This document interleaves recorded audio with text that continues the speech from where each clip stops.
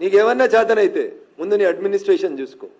రఘునందన్ రావు అనేటోడు ఎన్నికలు జరుగుతున్నటువంటి టైంలో 150 సార్లు సిద్దిపేట సిపికి ఫోన్ చేసిండు, మెదక్ ఎస్పీకి ఫోన్ చేసిండు, సంగారెడ్డి ఎస్పీకి ఫోన్ చేసిండు. బీఆర్ఎస్ పార్టీ అభ్యర్థి వెంకట్రామరెడ్డి అనేటోడు ఓటుకు 1000 రూపాయలు వంచుతుండు, పట్టుకొని రని 150 ఫోన్ కాల్ చేసిన. నీ డీజీపీకి చెప్పిన, మీ ఇంటెలిజెన్స్ ఐజీకి చెప్పిన.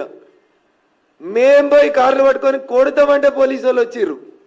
ఓటుకు 1000 రూపాయలు వంచితే ఆపడం చేత. కానీ నువ్వు, నీకు అడ్మినిస్ట్రేషన్ తెలుసు, నీకు పోలీసు కంట్రోల్ ఉన్నాడు, నీకు ఏమొస్తుందని రేవంత్ రెడ్డి ఏం తెలుసు? నీకు ఏం తెలుసు అంటున్నా.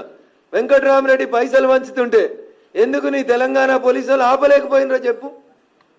నేను 20 ఎఫ్ఐఆర్లు చెప్పించిన.